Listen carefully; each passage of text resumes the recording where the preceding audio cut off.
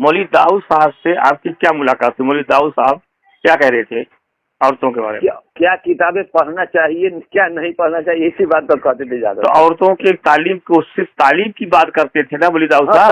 तालीम की बात करते थे, क्या और सब नहीं करते थे। निकलने की बात नहीं करते थे ना? नहीं, तालीम की बात, क्या पढ़ना चाहिए किताब, क्या नहीं पढ़ना चाहिए, और मौलाना इनाम साहब की एक साहब से मेरी मुलाकात हुई, उन्होंने कहा मौलाना इनाम साहब सिर्फ औरतों की तालीम की बात करते थे, औरतों के लिए तालीम है घर के अंदर। यही मौलवी दाऊद की भी बात मेरे सामने, मेरे साथ 3 दिन रहे। हाँ, मौलवी दाऊद आपके साथ 3 दिन रहे, तो वही कह रहे थे निकलने की बात नहीं कर रहे थे, औरतों की तालीम की बात कर रहे थे।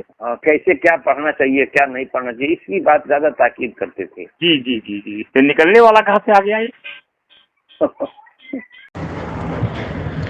अस्सलाम वालेकुम वरहमतुल्लाहि वबरकातुहू। औरतों की जमात के सिलसिले में एक हफ्ते से मैं व्हाट्सएप पर, सोशल मीडिया पर बात कर रहा हूँ कि औरतों की जमात निकलने का मशवरा कब हुआ और कहाँ हुआ, मशवरे में कौन लोग थे, अभी तक इसका जवाब नहीं आया। लोग ये कहते हैं कि मौलाना इलियास साहब के ज़माने से ये काम चल रहा है और मौलाना दाऊद साहब उसके ज़िम्मेदार थे, लेकिन लोग सही बात नहीं बताते। बात बिल्कुल सही है। मौलाना दाऊद साहब मौलाना इलियास साहब के ज़माने से औरतों के ज़िम्मेदार थे, और लोग ये भी कहते हैं कि मौलवी दाऊद साहब ने कारगुजारी सुनाई, हज़रत बहुत खुश हुए। उस ज़माने में मौलाना इलियास, मौलाना यूसुफ, मौलाना इनाम के ज़माने में औरतों की शक्ल क्या थी जमात की? मौलाना इलियास साहब को ये फ़िक्र हुआ जिस तरीके से मर्दों में बददीनी है, औरतों में भी बददीनी है, इनमें भी काम होना चाहिए।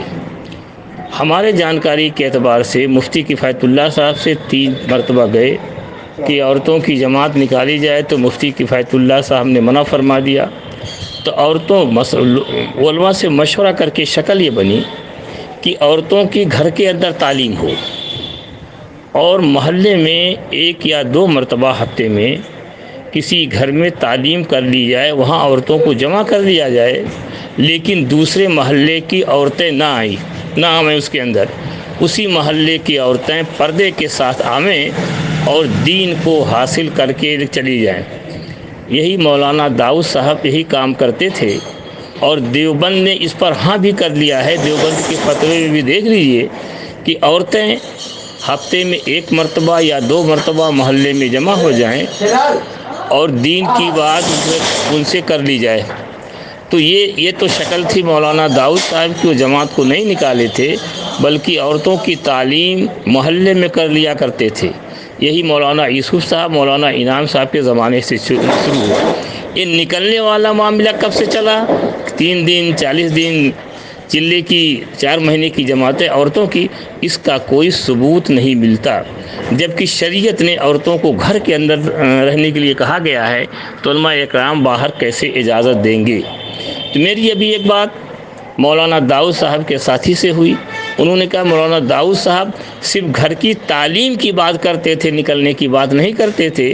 और मौलाना इनाम साहब के ख़ास आदमी से भी मेरी बात हुई, उन्होंने भी यही बात की।